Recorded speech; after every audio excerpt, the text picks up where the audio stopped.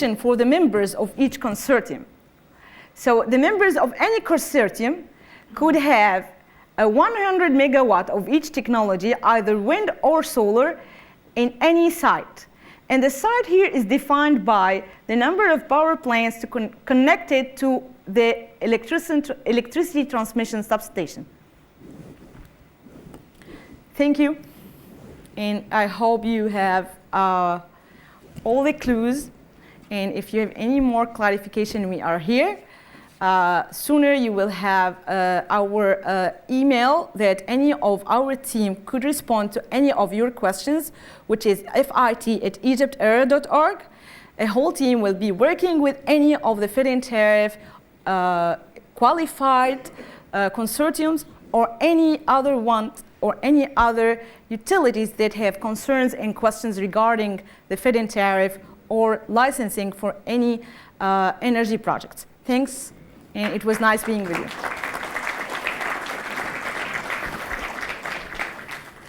Thank you, Engineer Salma, for clarifying the licensing procedure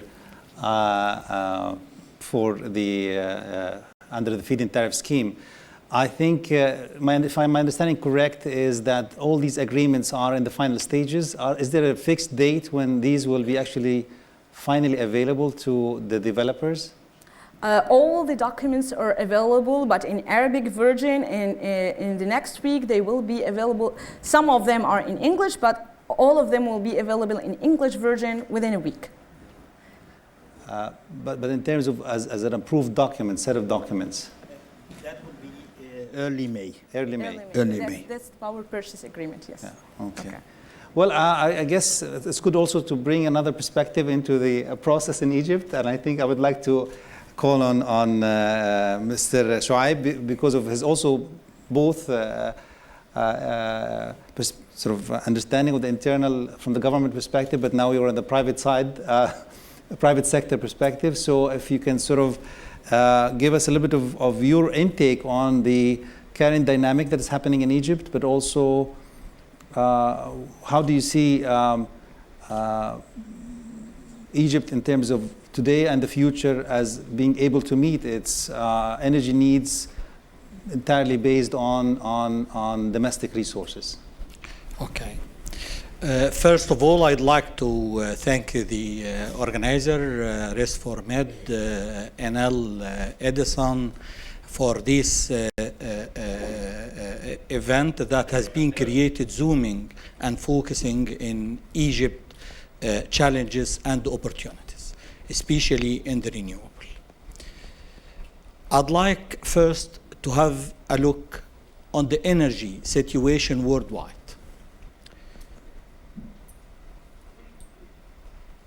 Globally, the world has consumed almost about 13 billion ton oil equivalent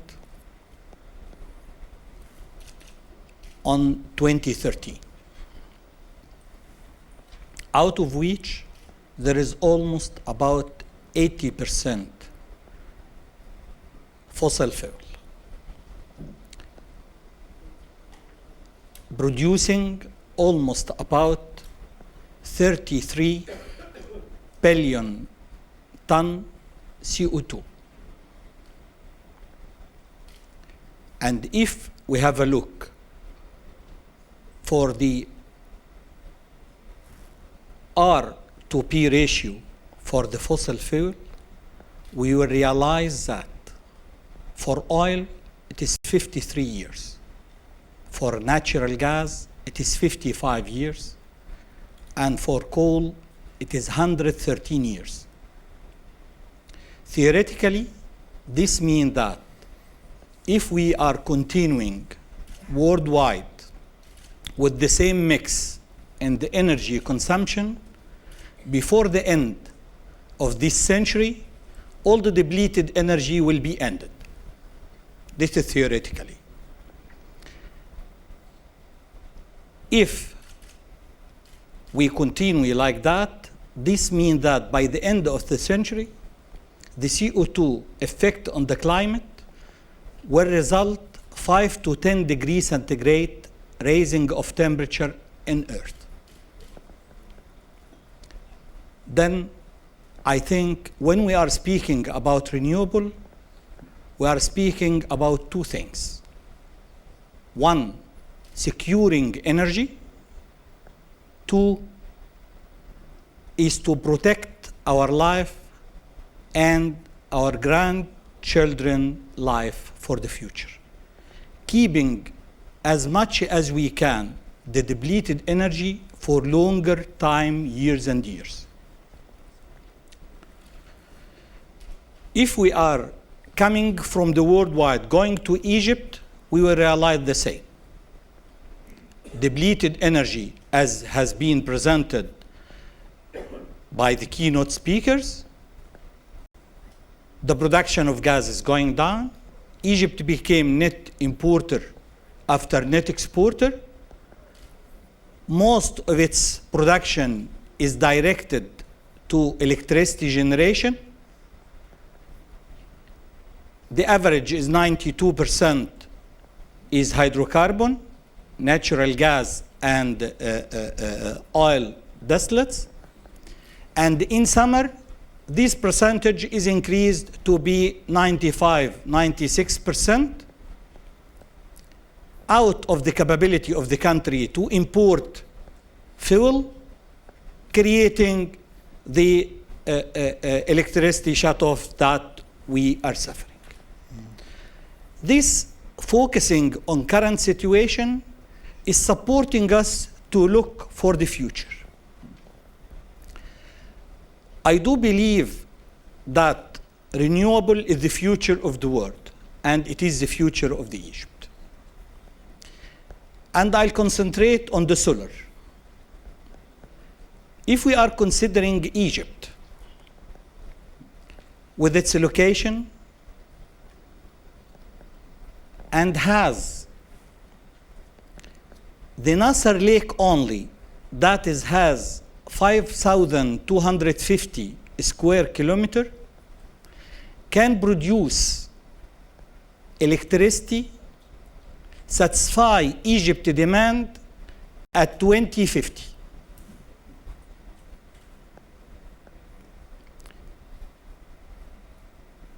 Less than 20% of Egypt land can satisfy the demand of electricity worldwide. That was 2014, 23,000 terawatt hour by less than 20% of Egypt land and less than 4% of MENA area. I'm saying that to put finger on the challenges and the opportunities.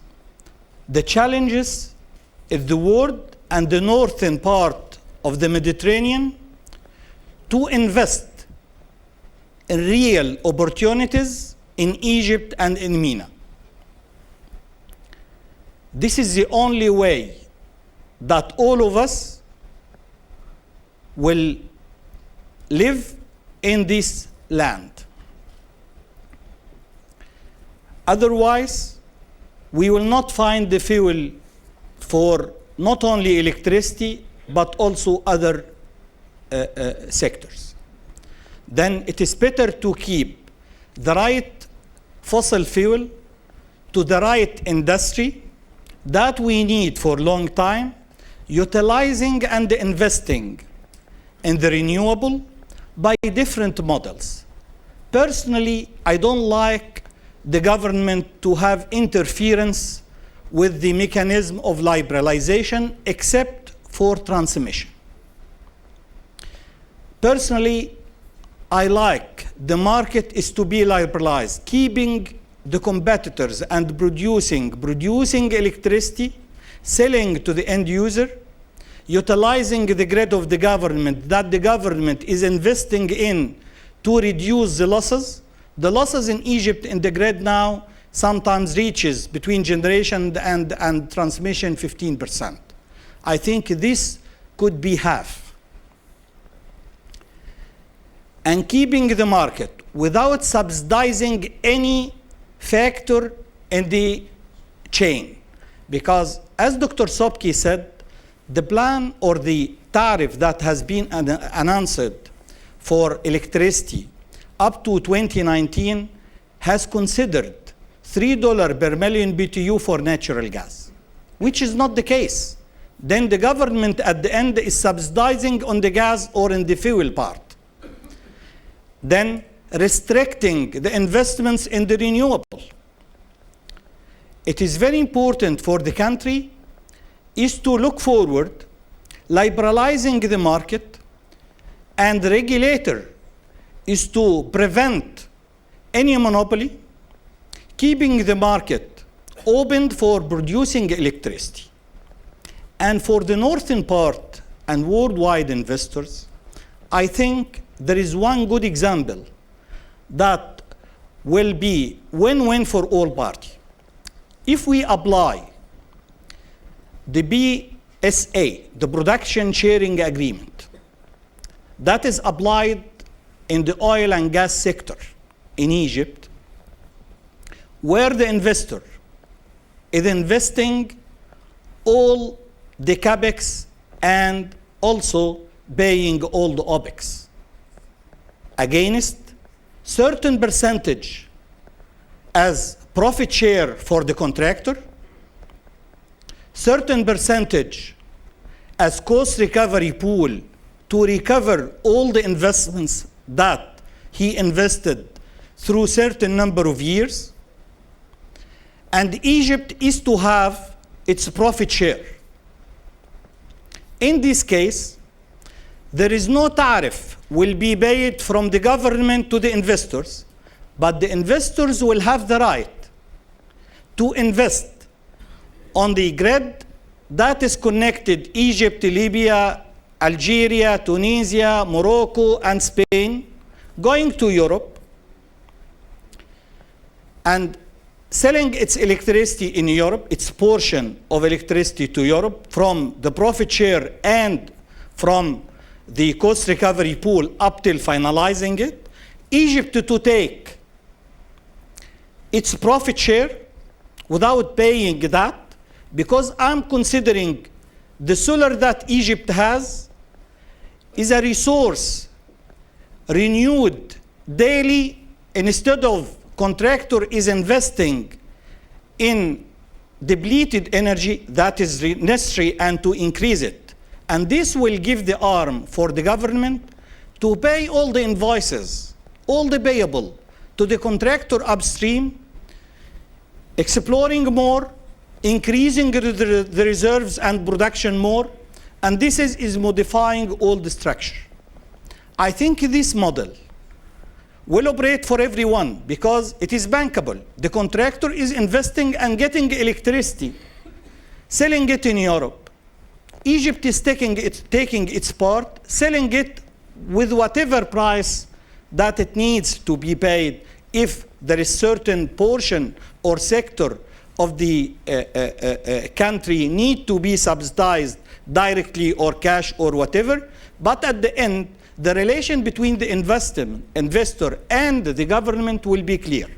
Because what I'm afraid that the government in electricity with the feeding tariff will not be able at certain time to pay to the contractor. Then we will repeat the exercise of petroleum sector with the contractor.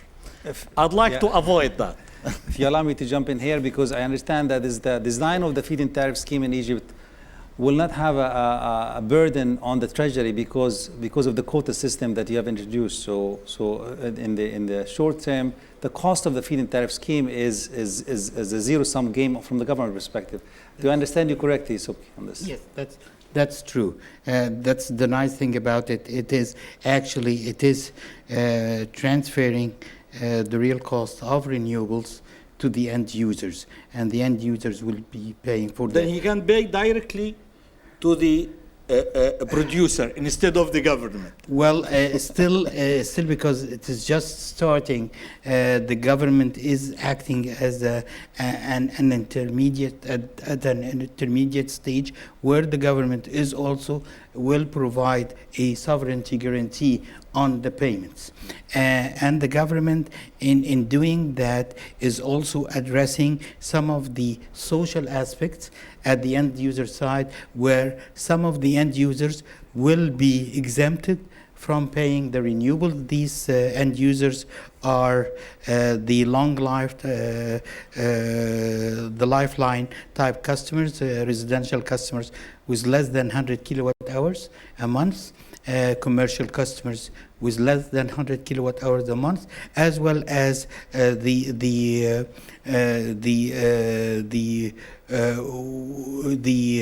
water for irrigation. These are the three categories which will be exempted from Thank you, paying. Dr. Shukri. I'm getting the signal that we probably ran out of time for this session, but I thought I would like to open just the floor for one or two questions, at least to benefit from the presence of our audience here. So I can take a number of questions from the audience and to any of our participants from the government.